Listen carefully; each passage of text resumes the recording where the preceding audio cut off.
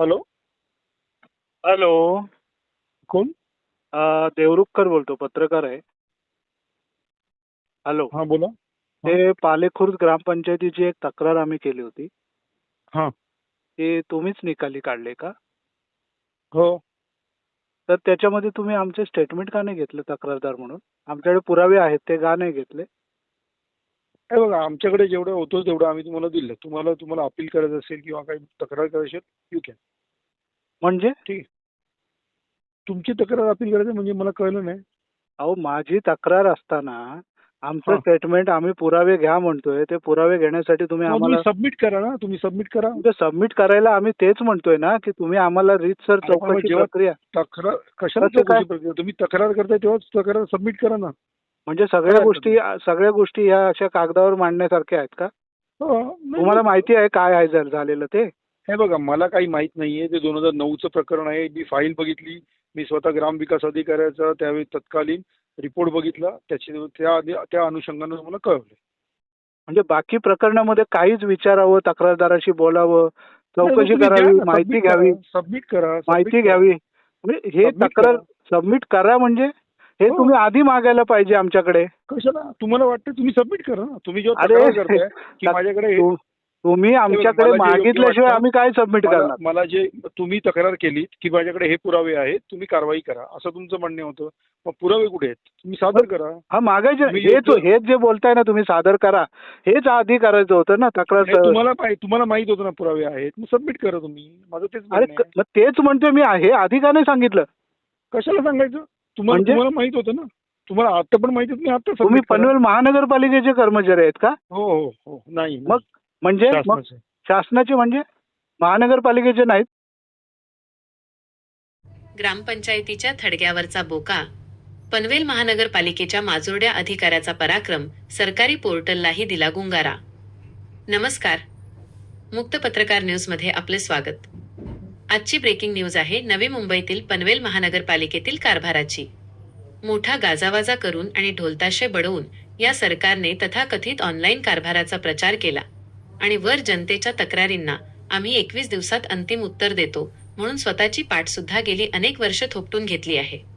पण त्यांच्या या बोलघेवड्या उपक्रमाचे तिनतेरा वाजवणारे अफलातून नमुने राज्यात आणि चक्क त्यांच्या नाकाखालच्या पनवेल महानगरपालिकेतच अधिकार पदावर बसून स्वतःच्या तुंबड्या भरताहेत याची कल्पना खुद्द फसवणवीस सरकारला नाही. मोठ्या शिताफीने करोडोंचे घोटाळे आणि गंभीर भ्रष्टाचाराचे गुन्हे उघड करणाऱ्या ऑनलाईन तक्रारी देखील पनवेल मनपाचे सुबोध ठाणेकर नावाचे चापलूस कर्तृत्ववान अधिकारी चट्टदिशी 4 ओळी खरडून ज्या सराईतपणे निकाली काढतात ते कौशल्य अचाट आहे.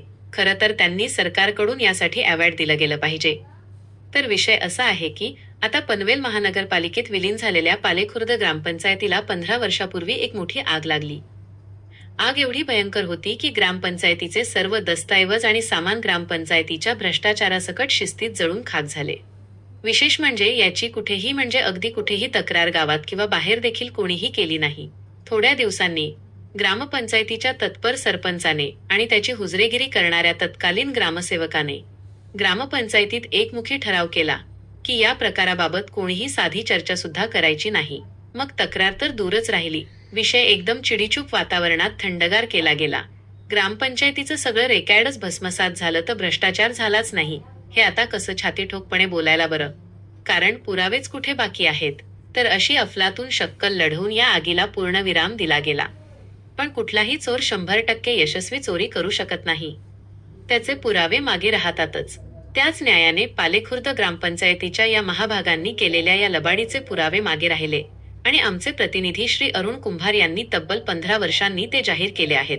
त्यांच्याकडील पुराव्यांवरून हा संशय घेण्यास निश्चित जागा आहे की ही आग लागली नव्हती तर पद्धतशीरपणे प्लॅन करून लावली गेली होती. या प्रकरणात पोलीस तपास होणे आणि त्यासाठी प्रथम गुन्हा दाखल होणे अत्यावश्यक आहे. पण ते आज अखेरपर्यंत झालेले नाही कारण इथे कुंपणानेच शेत खाल्ले आहे. आगीचे गुपित आज अखेरपर्यंत गुलदस्त्यात राहिले आहे. विषय इथेच संपत नाही. खरा गेम पुढे आहे. आमच्याकडील या पुराव्यांची पडताळणी झाली आणि या प्रकाराची चौकशी झालीच तर हे सत्य उघड होणार की पालेखुर्द ग्रामपंचायतीला आग लागली नव्हती तर ही आग हेतुपुरस्सर आणि नीट प्लॅन करून पद्धतशीरपणे लावली गेली होती. आता जर एवढे मोठे कटकारस्थान तेही एवढ्या वर्षांनी उघड होणार असेल आणि त्यात जगप्रसिद्ध वॉशिंग मशीनमध्ये साफ झालेल्या आमच्या तत्कालीन रावसाहेब भाऊसाहेबांची अंडी पिल्ली बाहेर येणार असतील तर कठीणच. हा प्रकार उघड होऊन यांची सर्व लबाडी जनतेच्या लक्षात आली तर यांना रस्त्यावर मान वर करून फिरणंही मुश्किल होणार. अशा कठीण वेळेस पनवेल महानगरपालिकेचे अधिकारी सुबोध ठाणेकर हे या कटकारस्थानांच्या मदतीला धावून आले आणि पेनाच्या एकाच फटक्यात त्यांनी ही तक्रारच बंद करून टाकली. न रहेगा बांस न बजेगी बांसुरी. कशी आहे आयडियाची कल्पना? पनवेल महानगरपालिकेच्या अशा तल्लख बुद्धीच्या ठाणेकर साहेबांना महाराष्ट्र सरकारने प्रमोशन देऊन मंत्रालयातल्या आगीच्या चौकशी समितीवर का नेमलं नाही? हा प्रश्नच आहे. तल्लख बुद्धीसोबतच ठाणेकर साहेब आपण केलेल्या कांडाचे तत्पर प्रत्युत्तर देण्यातही पटाईत आहेत. तक्रार निकाली काढताना तक्रारदाराचा जबाब का घेतला नाही? तक्रारदारांकडे अधिक पुरावे मागणी करण्यासाठी आणि ते पुरावे रेकॉर्डवर घेऊन प्रकरणाची नीट चौकशी करण्यासाठी आम्हाला किमान एक फोन तरी का केला नाही? या आमच्या प्रश्नावर त्यांचे उत्तर अनाकलनीय आहे.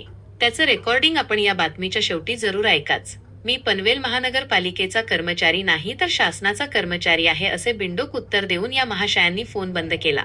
पुरावे सादर करा असे आम्हाला म्हणताना ते पुरावे सादर करण्यासाठी आम्हाला तक्रार चौकशी सुनावणी कामी बोलावण्याची किमान अक्कल या महामूर्ख माणसाला नाही. हा माज, निष्काळजीपणा आणि ही निष्क्रियता कोणाच्या जीवावर आहे? जनतेला हे कळलं पाहिजे. पनवेलच्या आयुक्तांना आम्ही या माजुरड्या अधिकाऱ्याविरोधात तक्रार देणार नाही. पनवेलच्या मनपा आयुक्तांना आणि त्यांच्यावर लक्ष ठेवण्यासाठी जनतेने निवडून दिलेल्या राजकारण्यांना असल्या तिरसट अधिकाऱ्याबाबत आणि त्यांच्या लबाड कार्यपद्धतीबाबत 1% देखील शरम वाटत असेल तर त्यांनी याच्यावर कारवाई करावी. त्यासाठी आपण हा व्हिडिओ त्यांच्यापर्यंत नक्की पोहोचवा. वाटेल ते झालं तरी पालेखुर्द ग्रामपंचायतीला आग कोणी लावली याचा तपास आम्ही लावून घेणारच आणि त्यामागे असलेल्या हातांना शिक्षा होईपर्यंत हा विषय आम्ही जिवंत ठेवणार. हे होताना पनवेल महानगरपालिकेचेही वस्त्रहरण होणार असे चित्र सध्या दिसत आहे. त्याला नाईलाज आहे. तुर्तास पालेखुर्द ग्रामपंचायतीला आग लागून तिचं जे थडगं तयार झालं आहे त्या थडग्याखाली दडपलेल्या भ्रष्टाचाराला जनतेसमोर येण्यापासून रोखण्यासाठी त्या थडग्याची राखण करणाऱ्या सुबोध ठाणेकर या हिकमती अधिकाऱ्याचे जाहीर अभिनंदन आम्ही याद्वारे करीत आहोत. आपणही त्याच्या अफलातून कामगिरीसाठी 2 शब्द कमेंटमध्ये लिहावेत ही विनंती.